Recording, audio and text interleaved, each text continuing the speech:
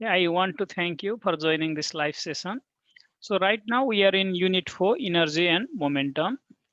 And these are the lessons we'll complete today, okay? Collisions in 2 dimension and then unit activity.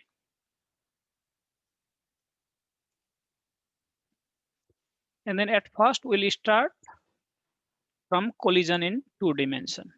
And after that we'll complete unit activity. So I always encourage you to maintain your pace, and then if you are falling behind, and then if you need any help, please feel free to contact me, okay? And then I'll help you out. And each week I'm sharing a Google document link with you all from where you can access all the video recordings. So make sure to check your email or message in your school website or your general email. Let's start with collisions in 2 dimension. In this lesson, our goal is to solve the problems involving elastic as well as inelastic collision in 2 dimensions using the conservation of momentum and energy. So we'll use the concept of conservation of momentum and energy and solve the problems related to elastic and inelastic collisions in 2 dimensions.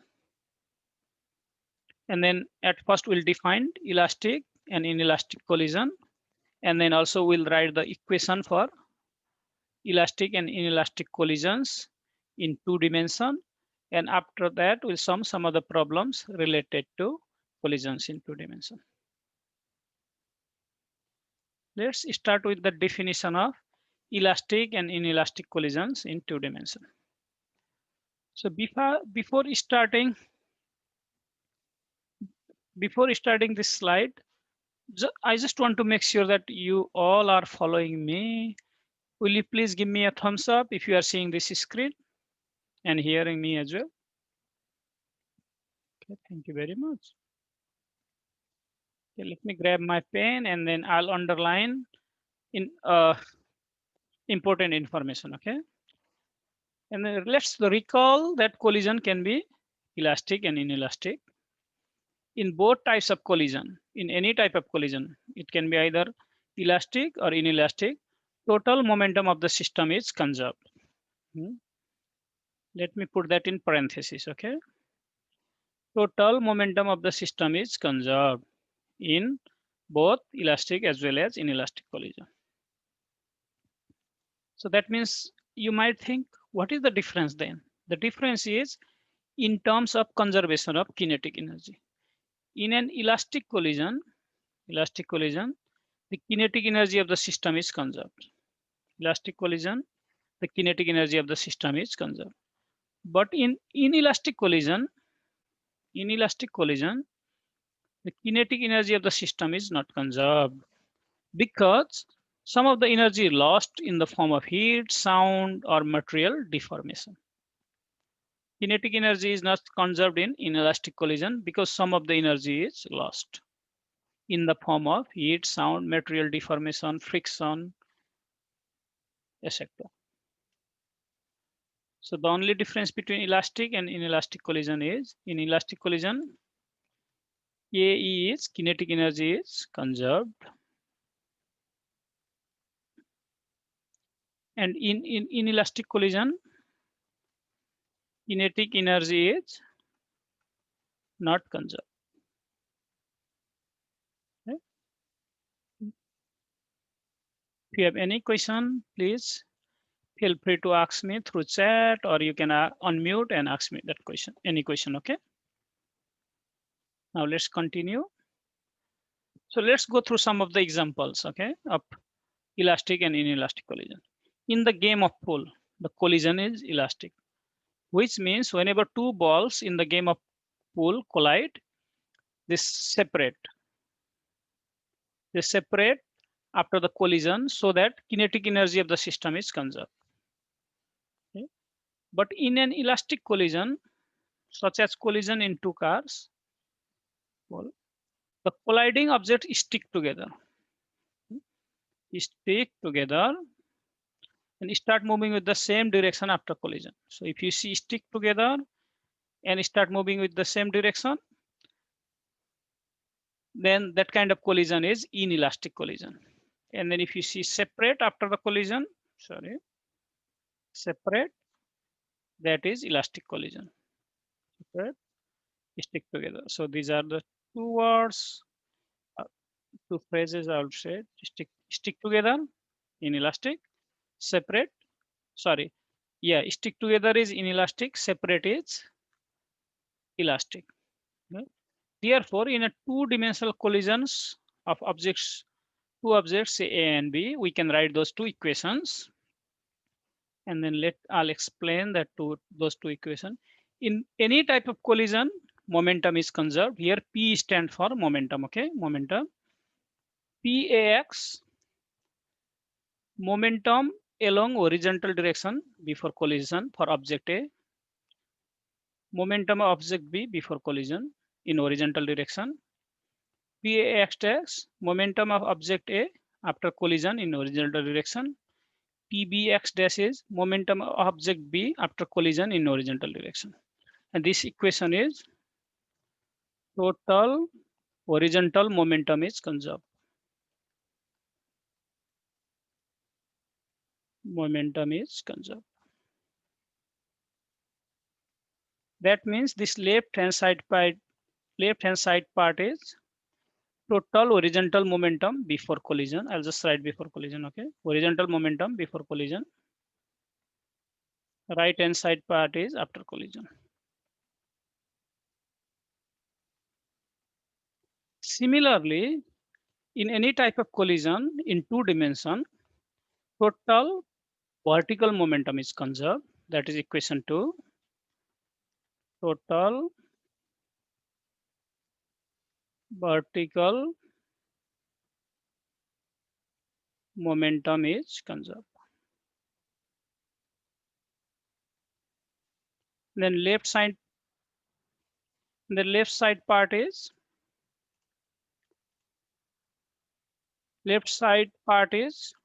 total vertical momentum before collision.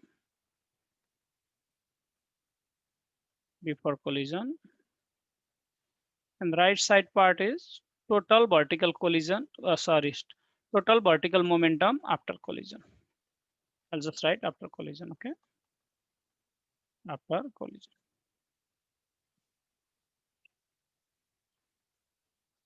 If you have any question about elastic and inelastic collision in two dimension, please let me know. Pause here for some time. You can ask that question in chat box as well.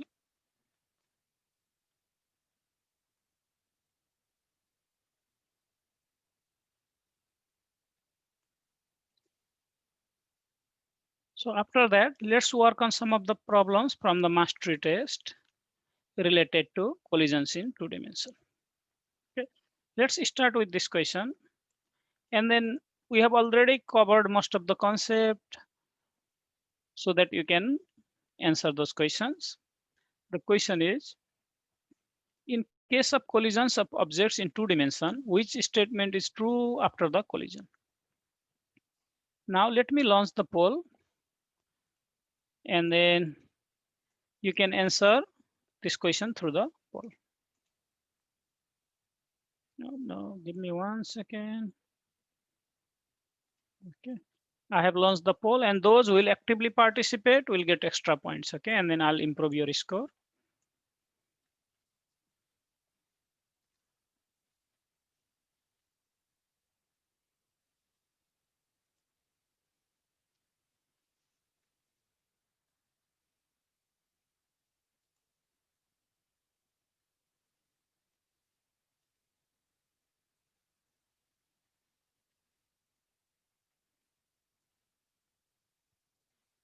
I encourage all of you to answer this question through the poll, or you can write your answer in chat as well. Okay.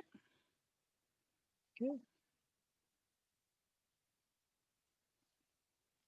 Just wait some time, and then I'll answer this question. Some of you have already answered this question correctly. That's great, but I'll explain it. Okay, no need to worry. Okay, let me end polling, and then I'll answer this question. So in any type of collision, it does not matter either elastic or inelastic collision, total momentum of the system is conserved. And if it is two dimension, that means horizontal momentum and vertical momentum are both conserved. That means the correct choice is C. The horizontal momentum and the vertical momentum are both conserved. Hmm. Horizontal momentum is not conserved, wrong. Vertical momentum is not conserved, wrong. Or not conserved, both are not conserved, wrong. Momentum is always conserved, horizontal as well as vertical. Now let's go to the next question.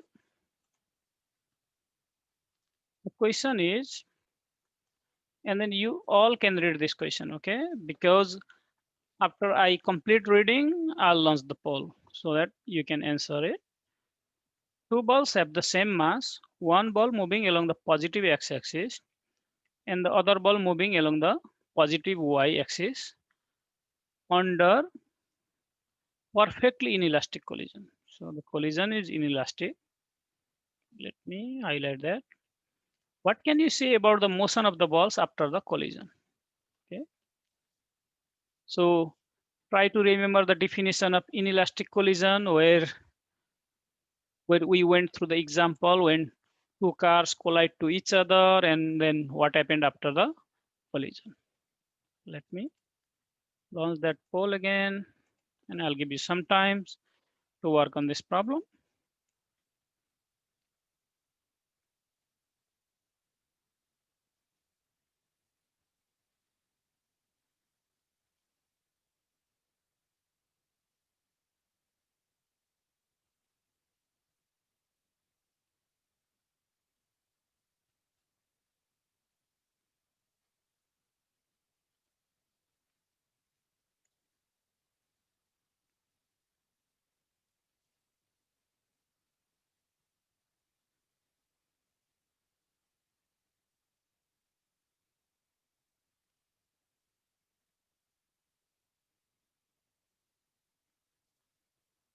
Okay, I'll give you some time and then I'll end polling and then I'll work on this problem.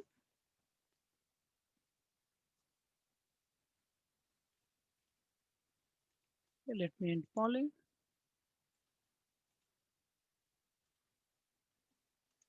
Okay, the correct choice is the ball sticks and move together.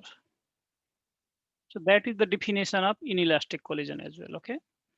So that means kinetic energy is kinetic energy is not conserved. And after the collision, objects will stick together. I'll just write that. Stick together and move with same velocity.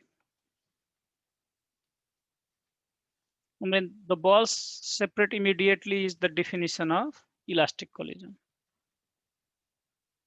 and move with different velocity. Okay. The correct choice is A, the ball stick and move together. Now let's go to the next problem. This question I'll work by myself and then if you have any question, let me know. An object has an x momentum of 8.5 kilograms meter per second. X momentum, I'll write px. P is momentum, x means along x direction. And y momentum, py 9.8 kilogram meters per second. What is the resultant momentum of the object? So we are here like that. Px, py, and then we have to calculate resultant momentum p. So resultant momentum is p. We'll use Pythagorean theorem, that is p is equal to square root of px square, that is x momentum square plus y momentum square. For that, let's substitute those values. P of x is 8.5, py is 9.8, and we can write your unit at the end. Okay. After that, use calculator. You can either use Desmos or any form of calculator. 8.5 square plus 9.8 square is nearly equal to 12.97 and unit is kilogram meters per second. So the correct choice is C.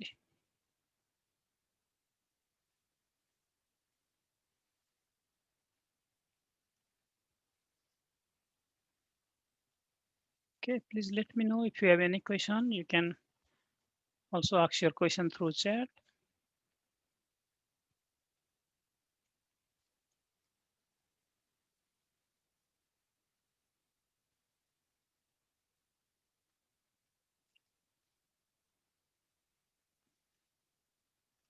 Okay, now let's go to another question.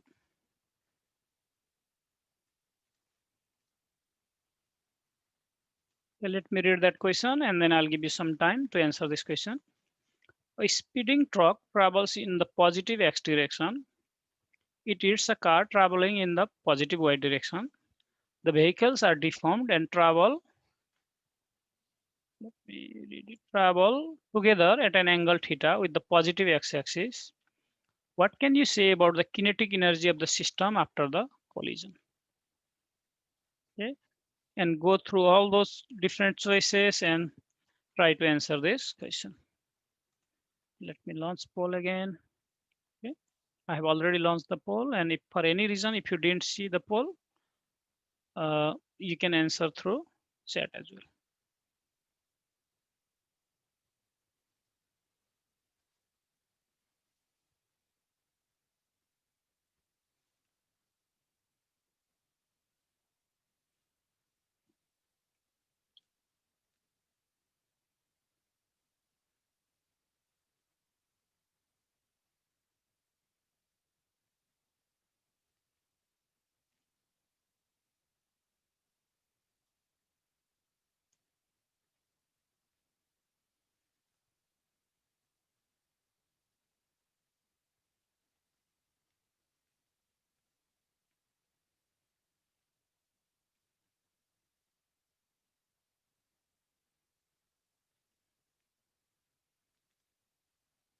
Okay, let me end polling and then answer this question.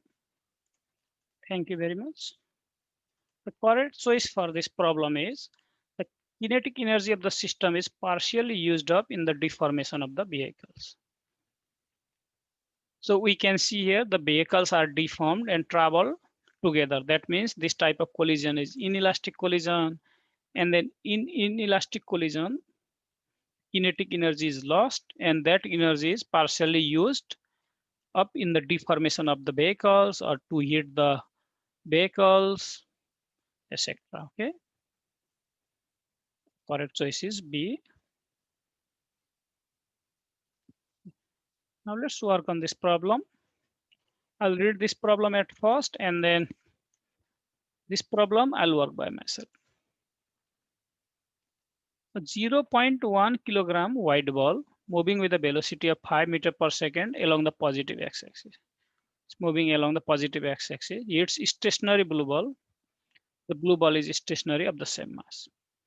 Energy is not necessarily conserved, but momentum. So momentum is conserved.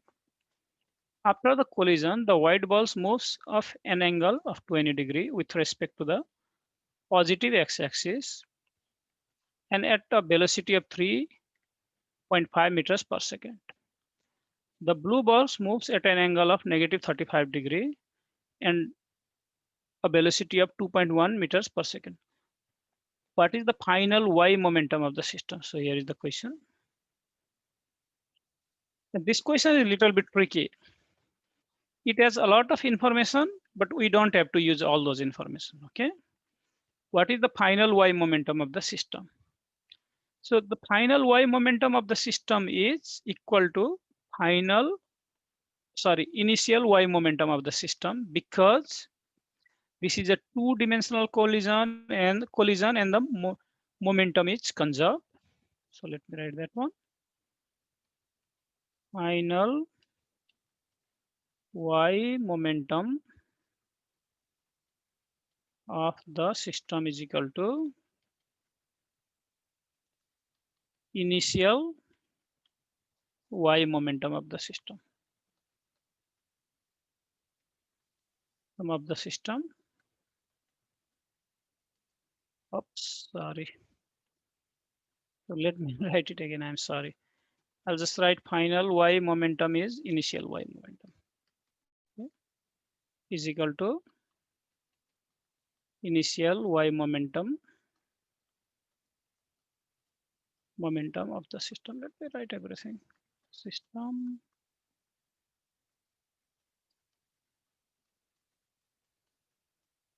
Okay. Now let's calculate initial y momentum of the system. Okay. So this white ball moving with a velocity of 5 meters per second along the positive x-axis. So this ball is moving along the positive x-axis. So that means it does not have velocity along y-axis. So its momentum along y-axis is 0. Py, and this is a white ball, so Pyw, okay, is equal to 0 kg meter per second. Similarly, the blue ball is stationary blue ball. It hits the stationary blue ball. Stationary means its velocity is 0. So I'll write P along y-axis. Blue ball is B, that is also equal to 0 kg meter per second. And if we add up those two, 0 plus 0 is simply 0. So initial momentum of the system, initial y momentum of system is 0 kg meter per second. So the correct choice is A.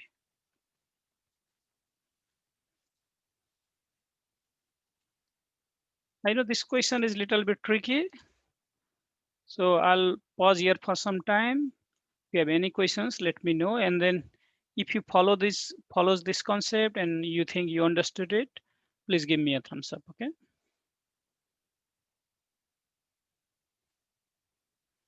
Okay, thank you very much. Now let's go to the unit activity. Okay. So in this unit activity, our goal is to carry out investigation. So we'll use a digital video analysis technique to take measurements, make observation and analyze results. And then in this particular unit activity, we'll use the concept of conservation of energy, momentum, and then also we'll try to predict potential energy, kinetic energy, and momentum. And later, we'll go through the data and then table, and then we'll try to compare our results with our prediction. Okay, that is the goal of this unit activity. So you can see here task 1, snowboarder jump, energy and momentum. And then to begin your activity, open this tracker experiment. So whenever you will click that snowboarder jump energy, that experimental, it will pop up another window, okay? Now let me share that window with you. Let me share my whole screen. Let me share my whole screen. Discard. Okay. Whenever you click on that, let me see what was that. Snowboard jump energy, you will see that window. But I just want to make sure that you all are seeing this window. It says tracker snowboard jump. You are seeing this this screen, please give me a thumbs up. I just want to make sure. Or any other reaction. Okay, thank you. Now let's play this video, okay?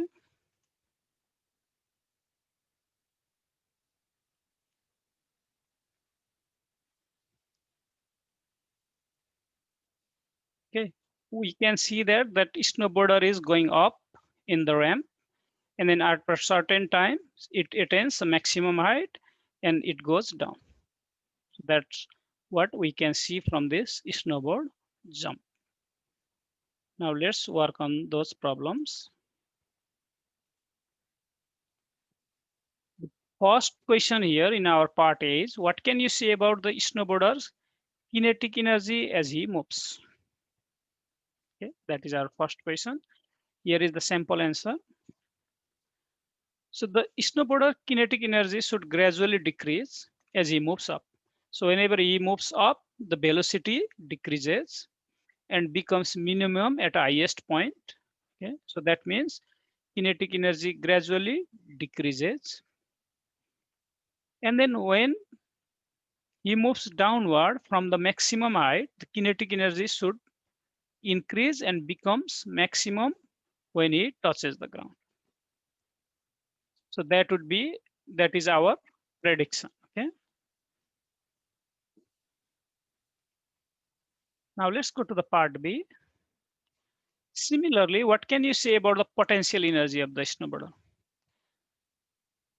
Potential energy should be exactly opposite to the kinetic energy because total energy of the system is conserved. First thing.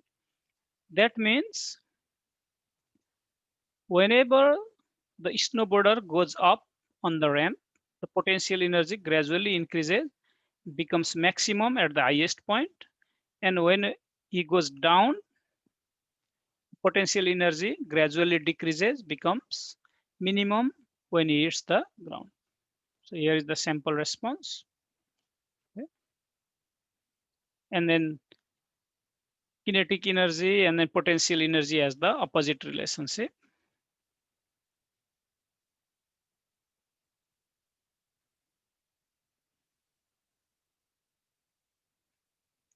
Okay.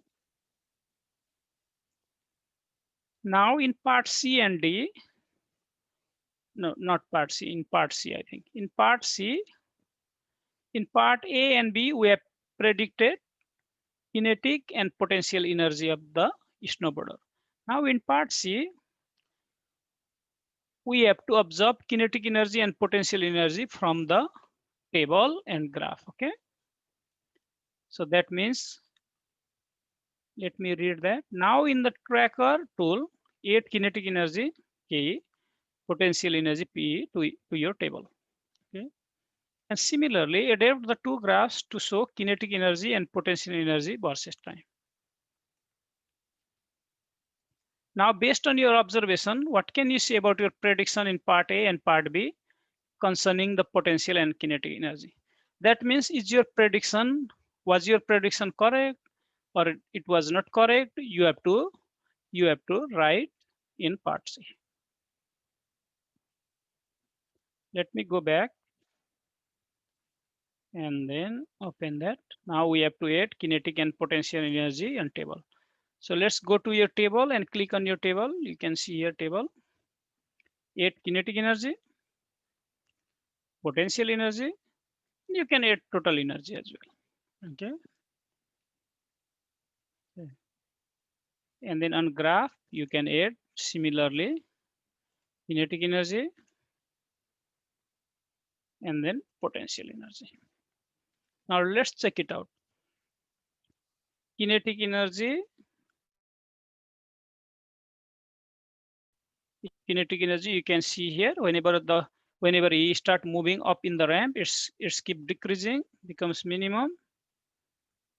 The minimum value is 1692. After that, it keeps increasing when he moves down. Okay.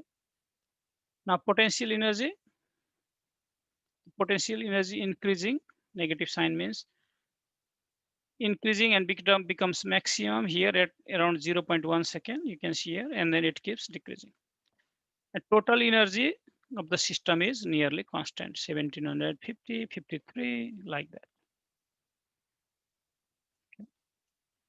So that means our prediction regarding to kinetic energy and potential energy was correct. Okay. Okay, here is the sample response. Then you can read that response. I'll give you some times.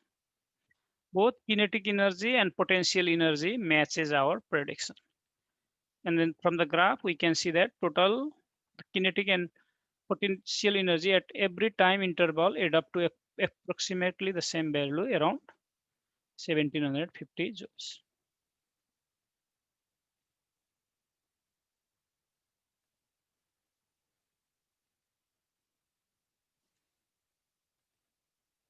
I just want to make sure you all are following me, okay? You are not lost behind. If you are following me and are you staying with me? Please give me a thumbs up or any other reaction. Or you can ask me question, okay? It's fine to ask me question. Even you can ask your question in chat. Okay, thank you. Now let's go to the next question then. In part D, you observe the motion of the snowboarder and analyze the kinetic, potential, and total energy of the system. We already did that. Now, what can you say about the momentum of the snowboarder during this video? So we have to analyze momentum of the snowboarder during the video. So momentum is product of mass and velocity, but this motion is two-dimensional, so that we have horizontal component of velocity and vertical component of velocity.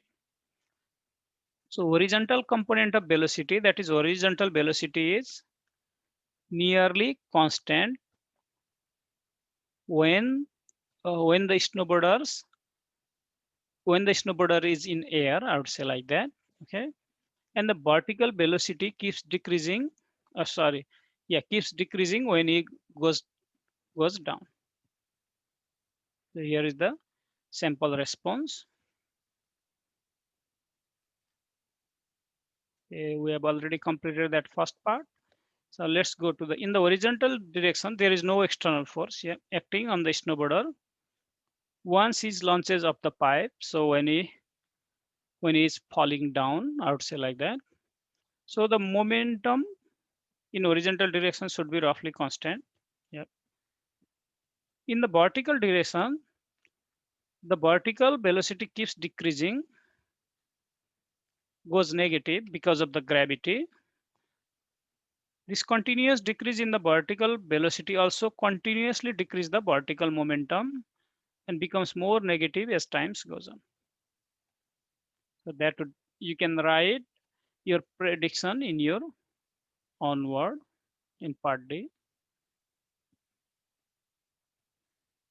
Now in part A, now show both horizontal momentum Px and vertical momentum Py in the table. So we need horizontal and vertical momentum in our table, as well as we have to change that graphs to display Px and Py. And based on the table values and the graph, what can you say about your prediction regarding momentum? So we have just predicted our momentum. Now we have to, I would say, we have to make our adjustment in our prediction based on the table and then graph. Now let me go back and then go back and forth. So now we have to add here Px and Py. Okay. Let's see. Px is, we can see that horizontal momentum is fairly constant. You can see here. The vertical momentum is keeps decreasing. Yep, it keeps decreasing and becomes more negative. Let's change here. Px.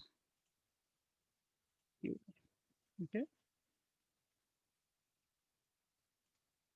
And let's go back. Okay. Now let's look a sample answer. So this response is really long, but you can summarize your response. So the momentum in horizontal direction is nearly constant or almost constant, and that is about negative 567 kilograms meter per second. Okay, you can write that.